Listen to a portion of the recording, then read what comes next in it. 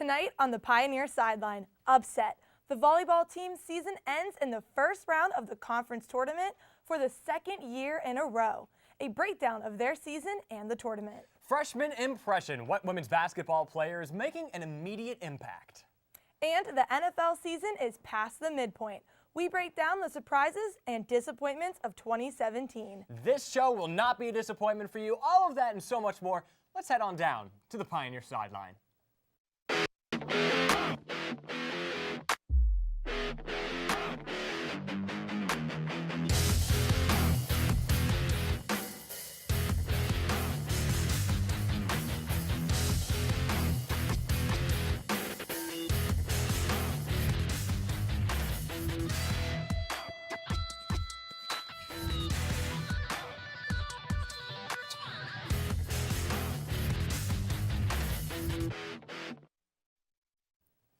The season has been full of ups and downs, injuries, tough 5-set losses, and even a fired coach at the end of the season. But all of that was behind the Point Park volleyball team last weekend at the conference tournament. Good evening and welcome to the Pioneer Sideline. I'm Josh Krupp. And I'm Megan Masiosi. The Pioneers took to Indiana University East for the River States Conference Tournament.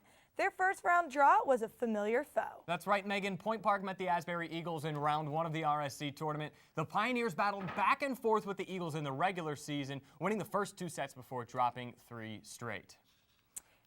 Asbury entered the tournament as the 3 seed from the West Division.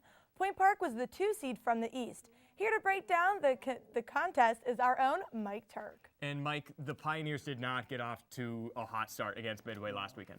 No, they did not. It was actually a tale of 2 different matches for the Pioneers in Asbury this year. First match, Asbury comes here. Since our West opponent, they only play them once a year. This year, Point Park played them at home. Pioneers go up 2-0. They end up blowing 3 sets in a row. They lose at home. Disappointing loss for the team. Really demoralizing. Now, Pioneers get down 2-0 in the River States Conference Tournament. All right, maybe we're going to see a little comeback here from the Pioneers. Yeah, that wasn't the case in this one, unfortunately. They came back, they got the 3rd set, though, but not able to do much after that. That's a shame, but how do you think this season will be remembered for them? Oh, it's definitely going to be memorable for them. 21-14, especially with all the late drama keeping up with the Kardashians there at the end with the Pioneers and the coach Bruno firing. But, hey, a 10-6 in the River States Conference. Not terrible. They still got second in the East Division. They were picked to win it this year in the preseason, which was a little bit of a letdown. But IU East, tip of the cap to them. They ended up winning the tournament on their home court. And I'll ask about some of our star players this season. 5 players getting named to the All-Conference team, 2 in the All-Conference first team. First, Ashley Taylor and Julie Minoski. We'll talk about them on the first team. What did they mean to this team this year? Oh, my goodness, Ashley Taylor. What can I say about her? What a phenomenal story, North Hills graduate. If she does not get hurt and misses those few weeks, she's your conference player of the year. Not a doubt in my mind. That is one of the best players in this conference. It's a shame she went down. You never want to see anybody get hurt like that. She had 354 kills, 5th in the River States Conference. Easily could have been number 1. And you look at this Point Park squad, that the 9 players that you saw in the playoff game, none of them are graduating after this year. We'll see if anybody leaves or transfers or whatever, but the foundation of this team, the core is all coming back next year. Right. This year is the first time since 2010 they had 3 players with plus 300 kills with Ashley Taylor, Erica Gums, and Meg Reinecke. And that's the first time since Rachel Rohde and Lindsay Oberacker, who are both Hall of Famers, were at this university in 2010. And finally, Turk, what do you expect from this team next season under a new coach? Well, it's going to be interesting. Coach Bruno was very charismatic when it came to recruiting players to this university. So it's going to be very interesting to see how Coach Bielich handles. They're talking to a girl from Butler Community College there, Josh, or BCCC, whatever it's called. BC3. BC3. Yep. She was here for a visit this past week. It's going to be very interesting what kind of recruits they bring in, but it'll be nice to see these players with 1 year under their belt. Well, thank you so much, Mike, for your coverage all season long. And with the volleyball team, it's been really fantastic. We appreciate all of your hard work there. Coming up next, the basketball team's in action last weekend as we turn the page officially here on the fall sports season. And the latest happening around the region and country and the world of sports. Don't go anywhere.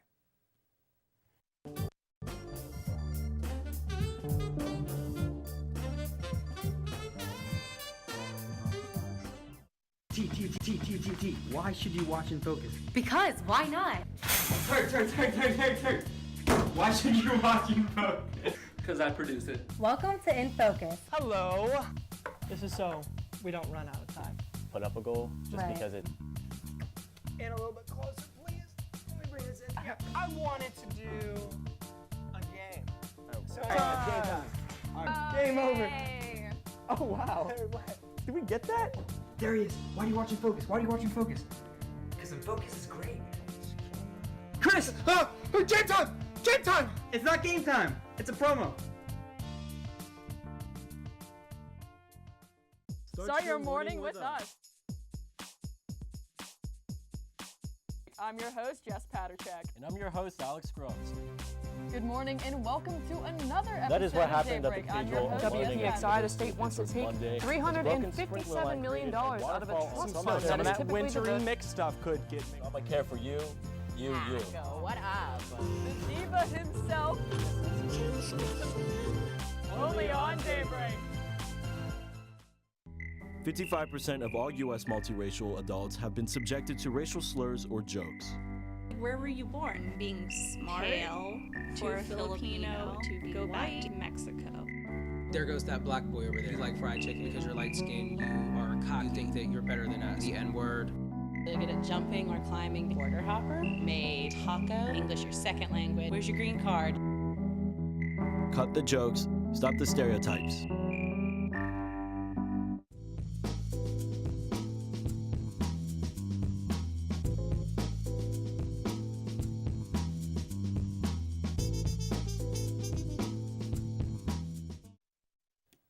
Welcome back. The new look men's basketball team is still trying to find its way. That's right, Megan. They're in action tonight against the Lake Erie College team after dropping their last two contests on the road, part of a 6-game road stretch here to start the season. Point Park won't play its first home game until next Wednesday during Thanksgiving break. Rob Gomez is with us now to talk about last week's action. And thanks, Rob, for joining us. Last week, we talked a little bit about the men's team and previewed them as a whole this season. But did anything stand out to you specifically in that game that we saw last week against Penn State Greater Allegheny, a tough 82-77 loss? Really, one thing that stood out to me was the fact that Gavin Rajapale had just as many assists as the rest of the team. And I feel like in order to have a successful season, you have to have an equal amount of distributors on the team. You can't rely on one person to get be all the person passing the ball. In that Penn State Greater Allegheny game, Point Park went 1 and 8 on their free throws. I mean, how do they improve their free throw? I mean, obviously through practice, but how can they improve that? Because that's 3 points they're giving away that could have made a difference in this game. That is a huge thing. I wouldn't be too concerned about this one fluke game because in past games they have shot a lot better free throws. I think this was really just an all-time low. But I think one thing that you said pretty much practice. There's nothing you can do to improve your free throws besides practice. And we talked about some of the familiar faces coming back last week, but now we're starting to see a little bit more of these new faces, Daniel King being one of them. Yeah, Daniel King. He's one of the guys, really a strong player, really likes to drive the ball. And in this system, I feel like he can also contribute to what I said earlier, passing the ball, driving in, doing a little kick out here and there, finding the open guys on the court. Right now, Point Park is winless at home. I know it's only been a couple of games, but you never want to start your season off with a losing record. So how can they get over this hump and win at home? Really, just making a shot, making the free throws, the little things like that, and just making shots early, really. I mean, getting the crowd into it, getting the crowd on your side. That will always help, rather than starting off slow, and then playing good defense, too, as well. Well, thanks a lot, Rob. I'm really excited to see how this team progresses in the future. I don't know about you, Megan, but I think they have a lot of potential this year. It's all about working out these kinks, though. So on the other side of the gym, we've had a chance to see a little bit more of the women's basketball team, especially early on this season. That's right. 5 games in for the women so far, which includes the team's most recent loss last Friday against Mount Vernon Nazarene. And that game followed a stretch of 3 straight wins for the Pioneers, including a 50-point rout of Penn State, Greater Allegheny, and Allison Schubert is with us now. And Allison, the last few games for the Pioneers, we're starting to, like the men, we're starting to see a little bit what they are going to be like this year. What has stood out to you with these last few games? I think the thing that has stood out the most is the depth on the bench. And I know we talked about this last week. Coach has had nothing but good things to say about that. He basically has 2 sets of 5 starters is basically how he put it. He has one group of 5 that is most likely going to start that whole game, and that includes like Bulika and Michelle Burns. And then you have that other group of 5 that's Carly Lutz and Nikki Corcoran and those other girls that have been so vital to these first 5 games already, especially Michelle Burns, which I think we're going to get into a little bit later. But the depth on the bench just is going to help them so much, especially with their press defense that they've been running as of late. Last year, Bailey Bulika had to step up and take on a bigger role since Carly Force did go out. So how well is it going to be for this team that she doesn't have to just be the sole person down in front of the hoop? Well, Bailey Bulika has been a huge contributor already this season. She's been able to put up a lot of offensive rebounds and get a lot of those second chance points. But now that she's kind of sharing that responsibility with Carly Lutz, who's 6'3", I think that's really going to take some pressure off of her and give her a chance to kind of balance things out. You mentioned Michelle Burns, and she's already starting to raise eyebrows around the conference. She's had a phenomenal start to the season. What have you seen from her on the stat sheet? Well, she brings a really necessary role that I think that they were kind of lacking last year.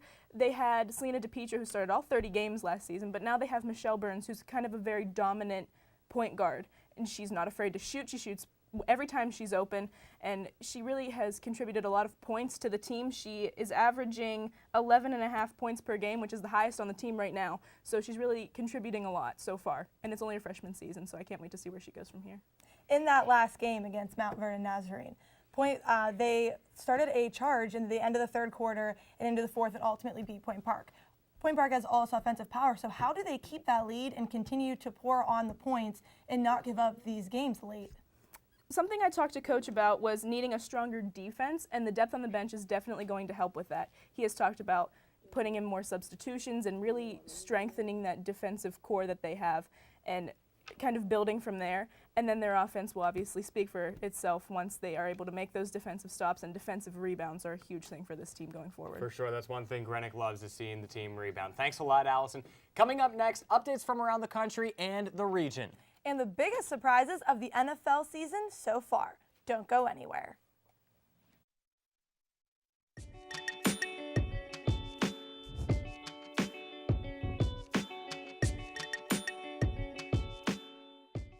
What's one word to describe CAB? Welcoming. Community. Creative. Experiences. Family. Openness. Pineapple. The Campus Activities Board is a student-run organization that consists of 7 different committees. Each focuses on event planning, marketing, and administrative activities. Join us in organizing the juiciest events on campus, from late-night bingo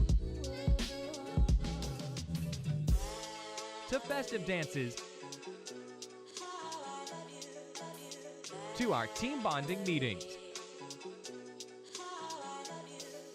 Follow us on Twitter and Instagram at Point Park Cap, or like us on Facebook at Campus Activities Board at Point Park University. Spending just 7 minutes climbing stairs each day cuts your risk of a heart attack in half over 10 years. Sure, elevators are convenient, but you burn twice the number of calories just going upstairs than you do while jogging. Think about how long you spend waiting for elevators. The average person spends the equivalent of 2 years waiting for elevators over the course of their lifetime. Don't let that be you. Save time and increase energy. Next time, take the stairs. I tell these guys all the time to stick to talking sports and not playing sports. Here we go. Ready? Didn't make it.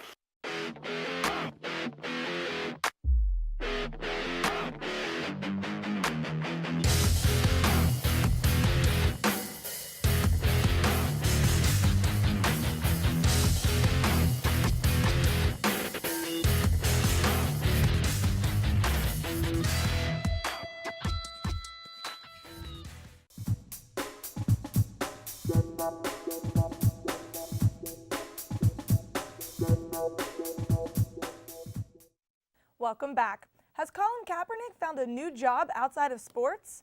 For more on what's going on in the world of national news is our own Delaney Bombas. Delaney? Thanks, Megan. Colin Kaepernick is in the news again, but this time it is for being named GQ Magazine's Citizen of the Year. Kaepernick has yet to get another quarterback position in the NFL since he started his Take a Knee protest in 2016. According to WTAE, the magazine said that his protest puts Kaepernick on the same level as other groundbreaking sports stars such as Muhammad Ali and Jackie Robinson. They said that his stance against racism and police brutality made him the man who became the movement. The magazine said Kaepernick was photographed for the cover in Harlem among the men, women, and children he is fighting for. He tweeted out Monday morning saying he is honored to be recognized by GQ magazine. While most athletes play through physical pain, without thinking twice, Marquise Goodwin played through emotional pain this Sunday after a family tragedy. Goodwin posted on social media after the win saying that he and his wife Morgan lost their son due to complications with his wife's pregnancy. His Instagram post said, quote, "Although we are hurt, I am grateful for the experience and grateful that God blessed me with a wife as courageous and resilient as Morgan," unquote. Despite the emotional pain he was going through, Goodwin played in the game and even caught an 83-yard touchdown, helping the team to their first win of the season. Goodwin left the locker room soon after the game ended to be with his family. From everyone here at Pioneer Sidelines, our thoughts are with the Goodwin family during this time. Thanks, Delaney. Absolutely, our thoughts are with the Goodwin family. And Delaney, how much do these athletes who have personal problems in their life depend on their teammates to get them through it? It's a team sport, honestly, through and through everything you go through on the field, off the field. You have to be with your teammates. They have to be with you because you're going to have times like that where you're not mentally in the game completely, and they need to pick you up through that. They need to support you, and they need to also be aware that you are sad during that time and not push the limits and upset you so that you can't play the game. But it is a team sport, and it's extremely important for them to help him, and I think they did that to pull out that win. And certainly, Delaney and Megan, during times like this, you certainly rely on your teammates. Oh, absolutely. I think, that's for everything within sports. Like, even us here at Sideline, we go through tough things. But, hey, sometimes it makes you play better. Look at Brett Favre when he lost his dad. Oh, yeah. I mean, athletes use this stuff for inspiration all the time. It's really cool to see. Well, thank you very much, Delaney.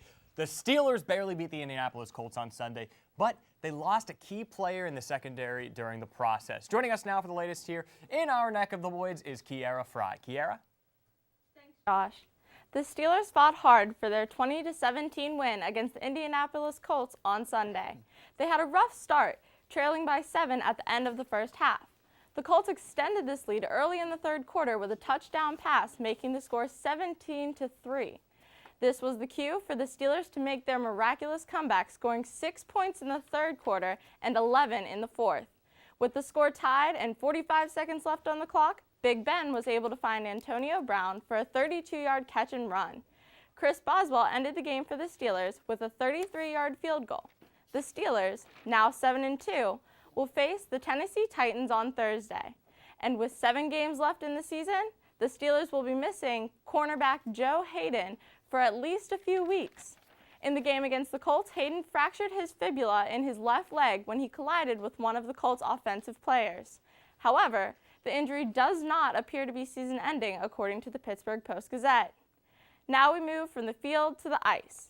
Sadly, the Penguins didn't have a successful weekend like the Steelers, as they fell 4-1 against the Washington Capitals on Friday and 5-4 against the Nashville Predators on Saturday. The Pens did put up a fight against the Predators, taking the game to overtime, but the Predators were able to pull ahead and get the win. Thank you very much, Kiera. And the Penguins in action tonight. What is the state of this team? I don't even think that we really know who they are at this point because they've been so inconsistent at times. They were able to play a good game consistently against Nashville despite coming out with that 5-4 result. But where do you see this team as they stand right now? I think that they really need to focus on their mental state going into these games, because I honestly feel like a lot of times their previous losses get to them when they are competing, and that's what's causing some of their inconsistencies. So I think they just need to practice, stay focused, and focus on becoming more consistent throughout the season. Thanks, Karen. Looking at stats for the season of the Penguins, it's hard to get a feel for them because they've had a few really just blowout losses. And so the stat sheets are one thing. We'll see how the season plays out moving forward. Well, thanks again. Coming up next, our reporters break down the highlights from this crazy NFL season. And who has surprised us so far as we pass the midpoint in this season. Plus, the early pick for league MVP. We'll be right back.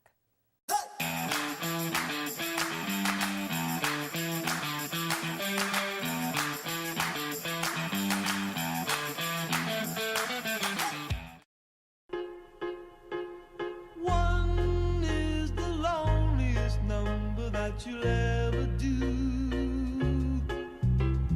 Two can be as bad as one. It's the loneliest number since the number one.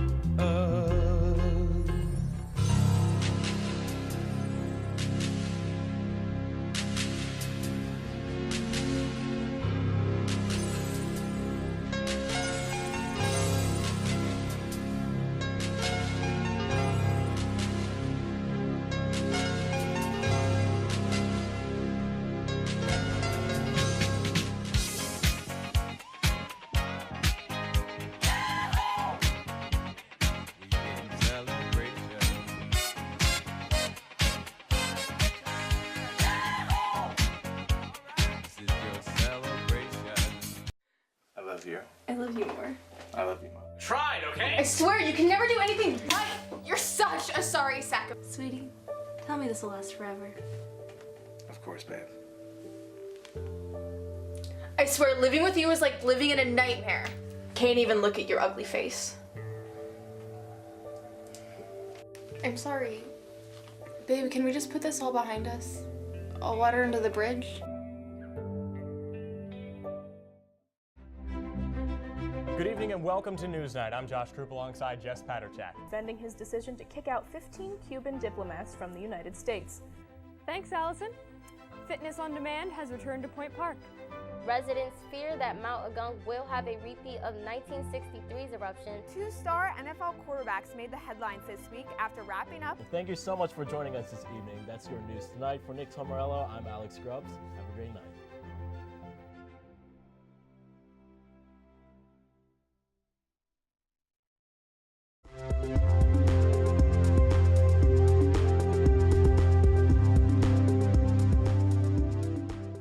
Welcome back. We are midway through the NFL season, and there are so many surprising and disappointing teams and moments this year.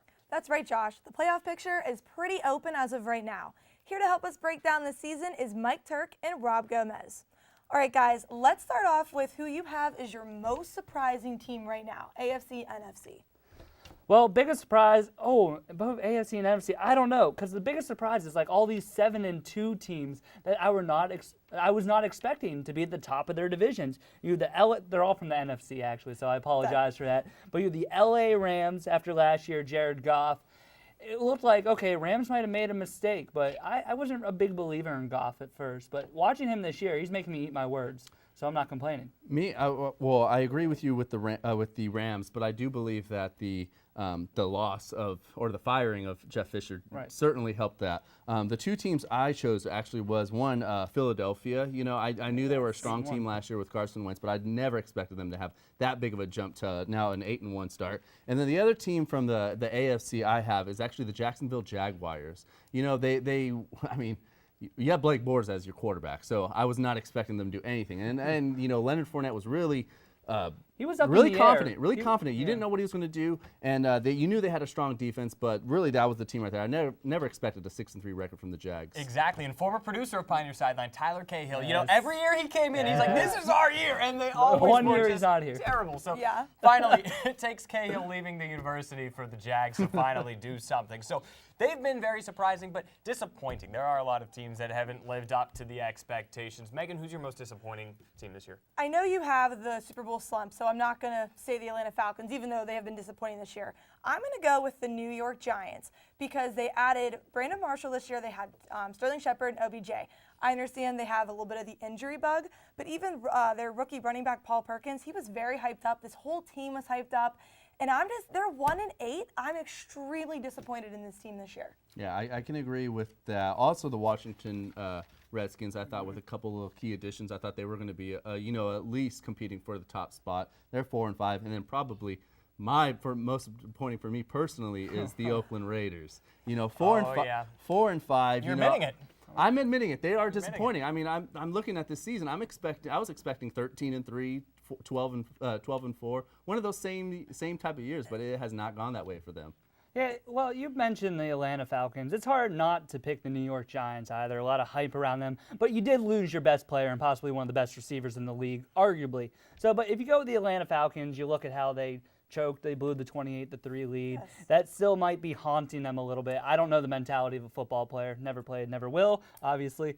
But hey, 5-4. You still got all the weapons on offense. Freeman went out this week, but you still have a good backup running back in Coleman. You had last year's MVP in Matt Ryan, Julio Jones, Mohamed Sanu, Tyler Gabriel. They have the weapons there offensively. That's what's frustrating I know about them. Julio Jones has 1 touchdown this year. Like, that's uncalled for. You're number Killing my 1 fantasy receiver. team. I was just Yes, He's I a fantasy agree. bust. Man, that's the Super Bowl hangover is hard to get over. The New England Patriots, they seem to never suffer from a hangover, period. But let's talk about the team that's going to make a run this season. A team that is like there that we're like maybe waiting on to make a run. Is there anybody?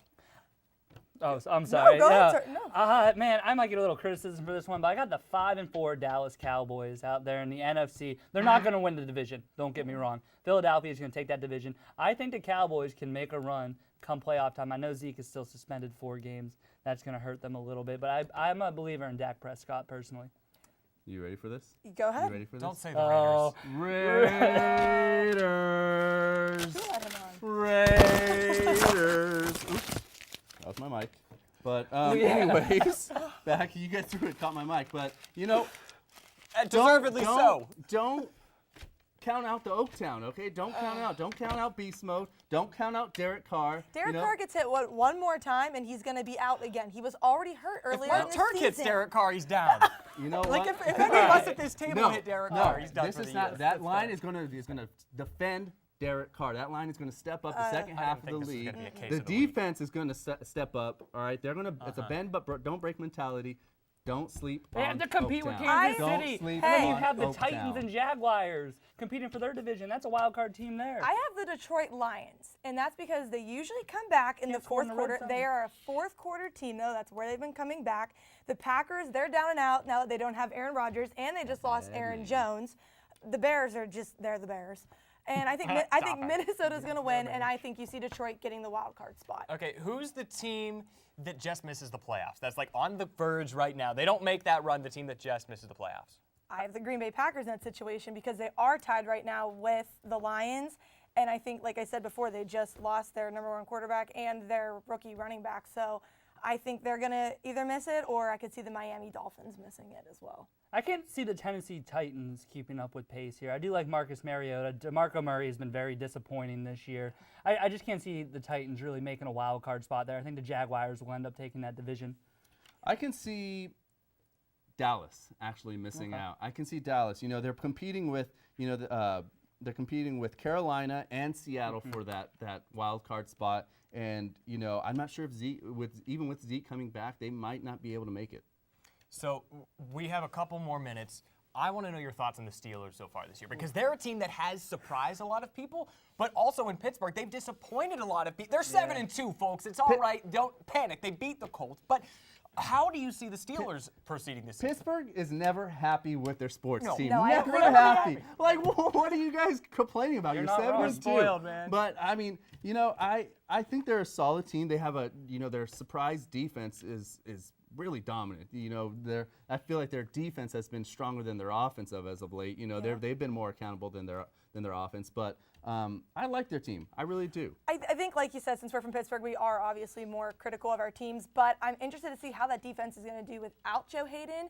And I think if we can get the emergence of Juju, the offense has been great. All about that Juju hype right now. All about that Juju hype. Rookie of the year coming at you. So real quickly, your NFL MVP, you've dropped a lot of names. I just want to name who's your NFL MVP right now. NFL MVP, I would have to go with. Oh, come on. I don't have anyone off the top. Okay, It's pass. Carson Wentz, Birds 8-1, 5-0 at home. I like that. I like that pick. Okay. I'm really going like Jared that pick. Goff then with the Rams. 7-2. Two picks I can agree with. Juju Smith-Schuster. He got his driver's I license. agree. No, I wanted to say him. No. Listen, we'll see if Ben is able to survive the rest of the season. I want to talk about this forever, but that's all the time that we have for this week. Be sure to join us next week at the same Pioneer time, The same Pioneer channel. and the same Pioneer Sideline. Have a great week, everybody.